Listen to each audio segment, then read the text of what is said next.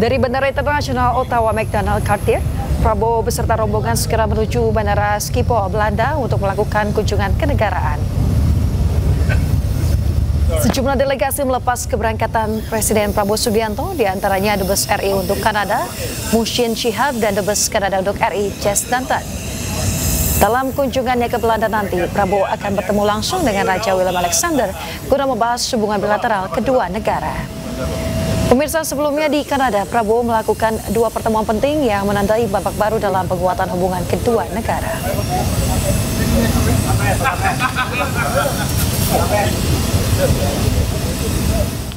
Perkuat kemitraan, Presiden Prabowo Subianto melakukan kunjungan ke Kanada. Hasilnya, Indonesia dan Kanada menandatangani perjanjian kemitraan ekonomi komprehensif atau ICCPA.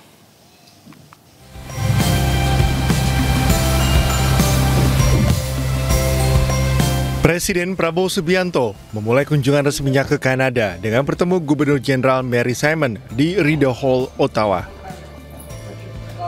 Setibanya di Rideau Hall, Prabowo disambut hangat oleh Mary Simon dengan suasana penuh persahabatan.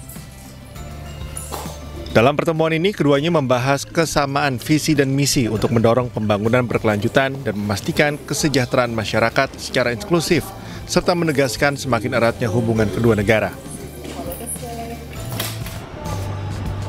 Usai bertemu Mary Simon, Prabowo melanjutkan kegiatan di Kanada dengan bertemu Perdana Menteri Mark Carney, sekaligus menyaksikan proses penandatanganan Perjanjian Kemitraan Ekonomi Komprehensif Indonesia-Kanada atau ICA-SIPA.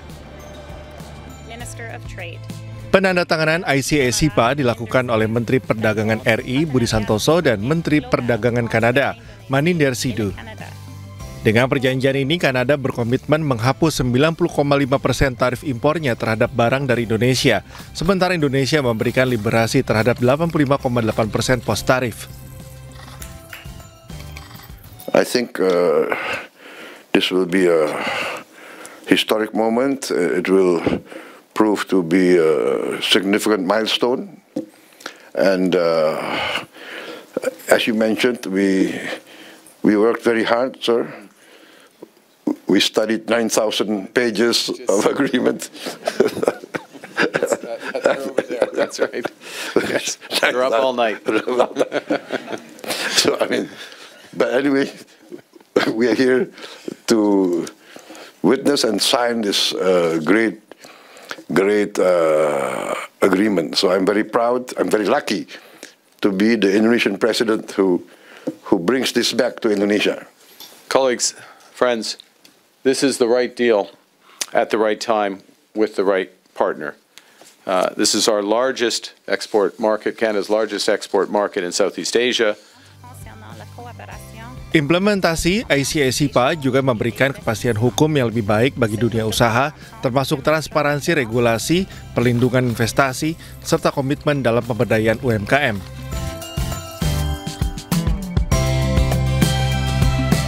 Kunjungan Prabowo Subianto di Kanada diakhiri dengan jamuan makan malam yang digelar oleh Perdana Menteri Mark Carney di Fred and Elizabeth Fontaine Garden Court, National Gallery of Canada. Jamuan makan malam ini bertujuan untuk memperkuat kemitraan strategis antar kedua negara. Presiden Prabowo juga diajak berkeliling mengunjungi National Gallery of Canada. PM Carney menunjukkan sejumlah karya budaya bangsa Kanada.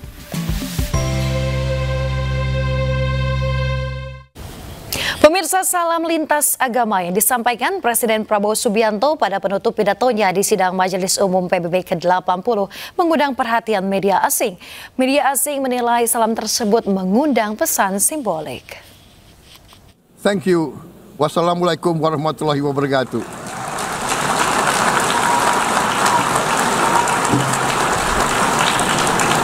Shalom. Om Santi, Santi, Santi Om. Namo Buddhaya. Thank you very much. May God bless us all. May peace be upon us. Presiden Prabowo Subianto mengundang perhatian media asing ketika menyampaikan pidatonya di sidang Majelis Umum PBB ke-80 di New York, Amerika Serikat pada Selasa 23 September lalu. Shalom. Salah satu hal yang disorot adalah gaya salam multireligi yang diucapkan pada akhir pidatonya, yakni rangkaian salam dari Islam, Yahudi, Hindu, dan Buddha. Media asing pun menilai salam tersebut mengandung pesan simbolik dari negara muslim terbesar di dunia.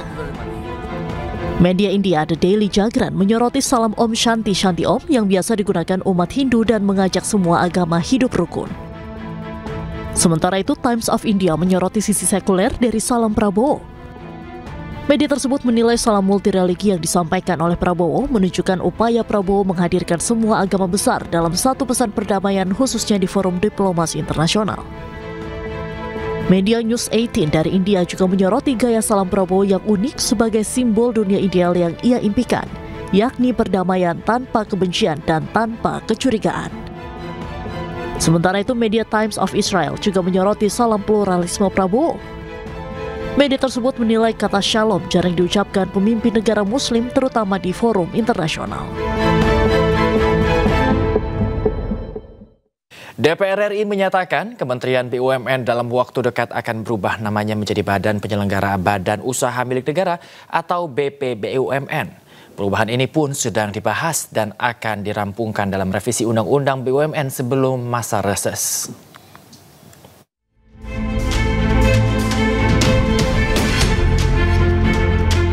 Pembahasan revisi Undang-Undang BUMN saat ini masih terus dilakukan antara DPR dan pemerintah.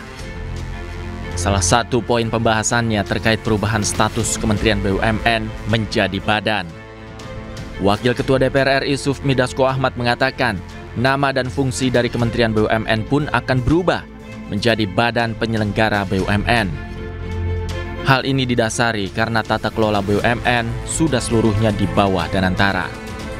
Pembahasan revisi Undang-Undang BUMN ini dipastikan akan rampung sebelum masa reses. Di situ fungsi dari BUMN kan itu sudah, Kementerian BUMN kan itu sudah sebagian besar diambil oleh Danantara.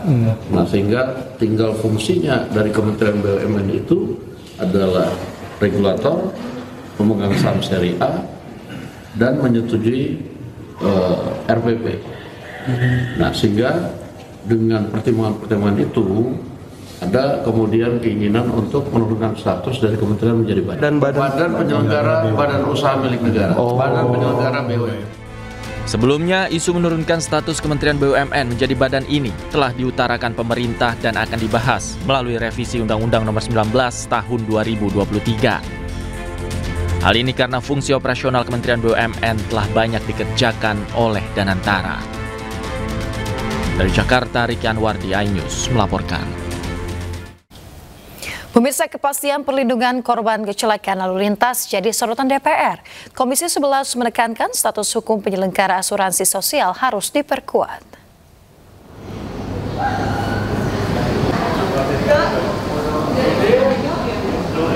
Dalam rapat dengar pendapat umum, Panitia Kerja RUU Penguatan Sektor Keuangan DPR menegaskan status hukum penyelenggara asuransi sosial harus diperkuat. DPR menilai jasara harja tidak boleh disamakan dengan asuransi komersial. Sejumlah pakar menyebut peran khusus yang diemban perlu dilandasi payung hukum yang tegas. Dengan regulasi yang kuat, perlindungan bagi masyarakat diharapkan lebih pasti. Menjadikan jasara harja ini termasuk dalam sebuah lingkup asuransi sosial di mana mereka mempunyai landasan yang makin kuat. Sebenarnya landasan sudah ada, tapi kita ingin menguatkan dalam P2SK karena di Undang-Undang P2SK itu semua sektor keuangan kita payungi dalam sebuah sistem omnibus law. Banyak hal yang kita atur bersama-sama sebagai sebuah penguatan. Seorang oknum polisi berpangkat komisaris besar dilaporkan ke Propam Mabes Polri atas dugaan penerimaan suap ratusan juta rupiah dari anak pejabat di salah satu BUMN. Kasus ini terungkap usai seorang sopir bernama Asril melaporkan kejanggalan proses hukum yang dialaminya. Asril sebelumnya melaporkan anak pejabat BUMN Pelabuhan Sumut atas kasus pengancaman. Namun belakangan muncul perdamaian tanpa sepengetahuan korban dengan uang damai ratusan juta rupiah hingga pelaku yang sudah ditahan menjadi bebas. Kini korban berharap Propam Mabes Polri dapat memberikan keadilan dan memproses laporan tersebut secara transparan. Kejadian ini. Dan karena beliau dikorbankan, ditumbalkan, dikambing hitamkan serta beliau mencari keuntungan finansial dari laporan yang saya buat di Polda Sumut. Dugaan kasus penyalahgunaan wewenang kekuasaan, dugaan kasus suap, pelanggaran kode etik berat yang diduga meraup uang sejumlah ratusan juta rupiah. Pemirsa, Barreskrim Polri menetapkan 9 tersangka kasus tindak pidana perbankan dan pencucian uang. Para tersangka bekerja sama dengan Kepala Cabang Pembantu Bank di Jawa Barat dan membobol uang senilai 204 miliar rupiah dari rekening dorman.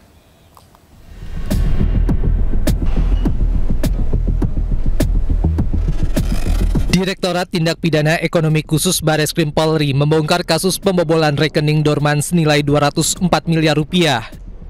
Dalam perkara ini, penyidik menetapkan 9 tersangka. Dirti Pideksus Barreskrim Polri Brigjen Helvi Asegaf menjelaskan, modus para tersangka yakni melakukan akses ilegal untuk memindahkan dana dari rekening dorman. Jaringan sindikat pembobol bank dengan modus melakukan akses ilegal untuk pemindahan dana ke rekening di rekening dorman secara in absentia atau tanpa kehadiran fisik nasabah senilai 204 miliar rupiah yang terjadi pada tanggal 20 Juni 2025. Kesimpulan dari pertemuan tersebut, kami sampaikan bahwa jaringan sindikat pembobol bank yang mengaku sebagai Satgas Perempat Aset menjelaskan cara kerja serta peran masing-masing dari mulai persiapan, pelaksanaan eksekusi sampai tahap imbal balik hasil. Jaringan sindikat pembobol bank selaku tim eksekutor memaksa Kepala Cabang menyerahkan user ID aplikasi core banking sistem milik teller, dan Kepala Cabang serta apabila tidak mau melaksanakan akan terancam keselamatan Kepala Cabang tersebut beserta seluruh keluarganya. 2 tersangka dalam kasus ini merupakan tersangka dalam kasus pembunuhan Kepala Cabang Pembantu BRI Cempaka Putih Muhammad Ilham Pradipta yang sedang ditangani Polda Metro Jaya. Dari Jakarta, Amrina Rida, Rizky Solehudin, iNews melaporkan. Polisi mengungkap perkembangan baru mengenai kasus pembunuhan Kepala Cabang Bank BUMN. 2 tersangka kasus tersebut juga merupakan dalang pembobolan rekening dorman sebesar 204 miliar rupiah.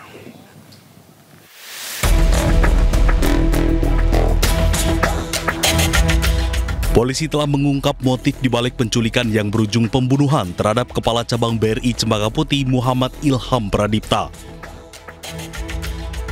Motif para tersangka merupakan untuk melakukan pemindahan uang dari rekening dorman ke rekening penampungan yang telah disiapkan pelaku. Para pelaku mengincar uang yang tersimpan di rekening dorman senilai 70 miliar rupiah. Direktur Tindak Pidana Ekonomi Khusus Barreskrim Polri pun mengungkap 2 tersangka kasus pembunuhan Kepala Cabang BRI yang berinisial C alias K dan DH yang juga terlibat sebagai dalang pembobolan rekening dorman di BNI sebesar 204 miliar rupiah. Dari 9 pelaku di atas, terdapat 2 orang tersangka berinisial C dan K serta DH sebagai sindikat jaringan pembobolan dana nasabah yang menargetkan rekening dorman, yang juga terlibat dalam kasus penculikan terhadap Kepala Cabang Bank BRI Cabang Cempaka Putih berinisial MIP yang saat ini ditangani oleh Ditreskrim Polda Metro Jaya.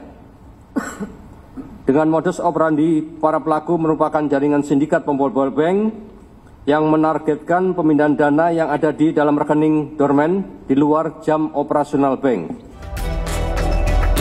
Sebelumnya, Kepala Cabang Bank BUMN ditemukan tewas di area persawahan di wilayah Kabupaten Bekasi pada Kamis 21 Agustus 2025 lalu. Korban ditemukan dengan kondisi wajah, kaki, dan tangan terlilit lakban hitam usai diculik di parkiran sebuah pusat perbelanjaan di Jakarta Timur. Dari Jakarta, tim liputan iNews melaporkan. Pemirsa, polisi ungkap modus 2 tersangka sindikat pembobol bank yang juga terlibat dalam kasus pembunuhan Kepala Cabang Bank. Sindikat tersebut memaksa Kepala Cabang menyerahkan user ID sistem perbankan dan ancam keselamatan apabila menolak. Sindikat pembobol bank selaku tim eksekutor memaksa Kepala Cabang menyerahkan user ID aplikasi core banking sistem milik teller dan kepala cabang, serta apabila tidak mau melaksanakan akan terancam keselamatan kepala cabang tersebut beserta seluruh keluarganya. Sebuah diskusi digelar untuk mempersiapkan pemindahan status ibu kota negara dari Jakarta. Nah, beragam persiapan ini akan dilakukan untuk membuat Jakarta sebagai kota global yang berbudaya.